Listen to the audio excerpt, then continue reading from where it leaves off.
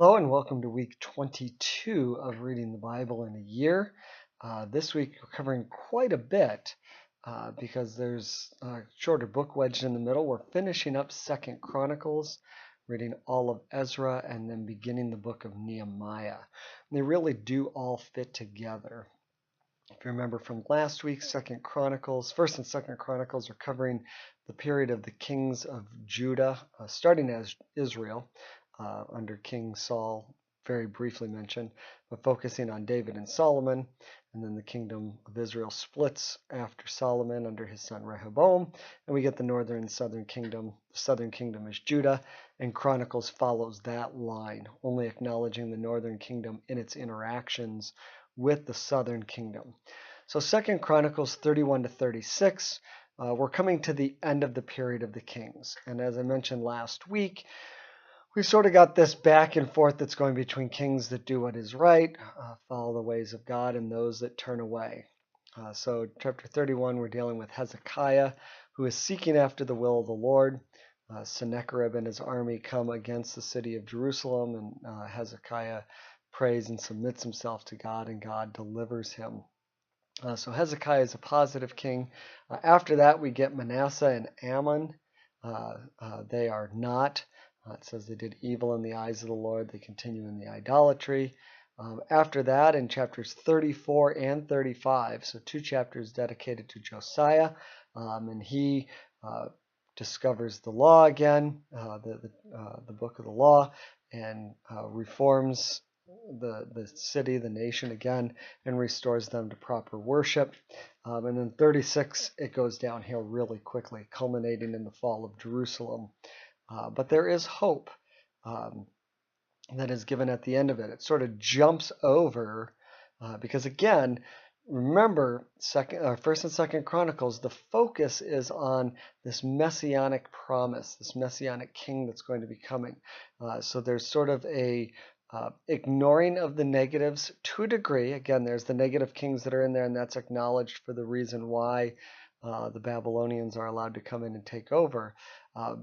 But the focus has always been on this divine purpose, this divine king that is to come from the line of David. So 2nd Chronicles sort of jumps over the 70 years of exile in Babylon, acknowledges that it happens, but immediately then goes to the Persians rising up and Cyrus issuing his decree that the Israelites are to return and to build their temple once again to their God.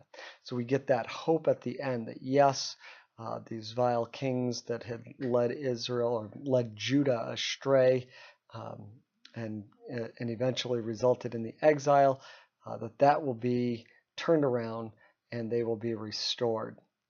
And that really feeds into Ezra and Nehemiah. Ezra and Nehemiah are the historical accounts of what happens when the Israelites return to the promised land, rebuild the temple and the city. So Ezra, 10 chapters in Ezra, is the rebuilding of the temple. So in Ezra we see the promise that God made through Cyrus that he would have him be the catalyst for rebuilding the temple. It is fulfilled in Ezra as they go back. Ezra has other reforms that are there. Not only do they rebuild the temple, but they want to rebuild the nation of Israel. And so that's what they begin to do by returning to the word of the Lord. In there's a rather lengthy account of one of the reforms that to our modern day sentiments can seem rather disconcerting.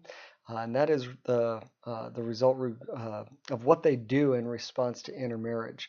There was, if I remember correctly, 110 individuals that are listed that had intermarried during their exile. And you'll remember, if you go back through 1st and 2nd Samuel, 1st and 2nd Kings, 1st and 2nd Chronicles, one of the big issues that occurred there is God had told the Israelites not to intermarry with these foreign nations, not because interracial marriage is wrong or international marriages are wrong, but because of the false worship, the idolatry in these other nations, that in intermarrying, what they would be doing is incorporating that idolatry into the nation of Israel, into God's people. And that's exactly what happened.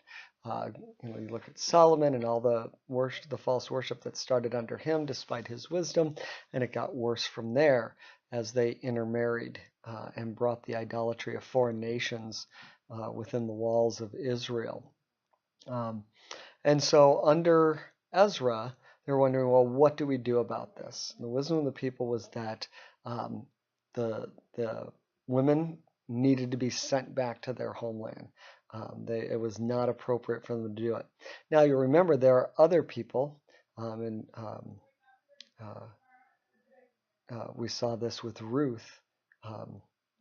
That Ruth was a foreigner and she was not sent back. But there was a difference. Ruth had sort of renounced her foreign roots and thrown her hat in with Israel. She had basically said, I'm going to be an Israelite. Your people will be my people. Your God will be my God. So she renounced all that idolatry. She didn't try to bring that into Israel. Apparently that was not what was going on here.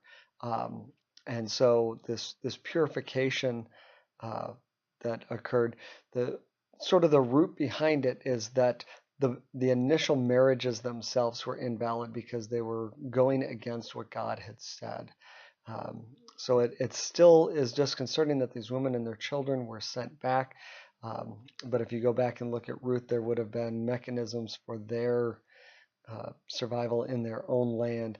But again, this is the idea that the entire reason why they went into exile in the first place was because they brought in idolatry. And now they were saying, we're not going to bring that idolatry in.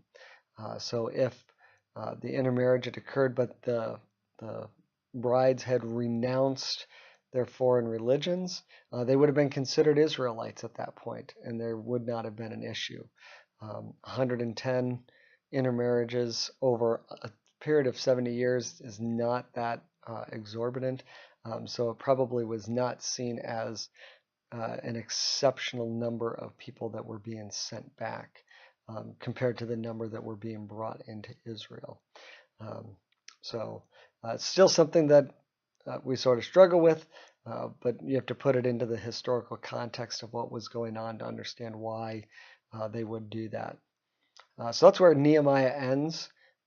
Ezra ends and moves into Nehemiah.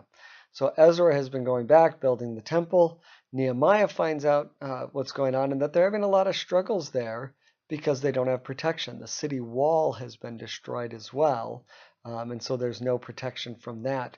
And so Nehemiah has this desire to rebuild the city wall so that he could protect the remnant that had returned. So the first 3 chapters that you're going to read this week are an introduction to that. In all of this, what we see is this idea of God. It's, as I've said in previous weeks, the idea of God's faithfulness. Despite the sins of Israel and the rising up of the Babylonians, God still preserved a remnant within the exile. He still brought them back, and he still, as he promised, established his presence, represented by the temple, to establish his presence amongst the people, to say, look, I never left. I'm still here. I'm still doing what I said that what I promised I would do. So we'll hear more about the rebuilding of the city wall and some of the struggles that went on there and God's faithfulness in that. Blessings to you as you read his word. Pray that it'll be fruitful as you continue to marvel at the work of God and his faithfulness among his people.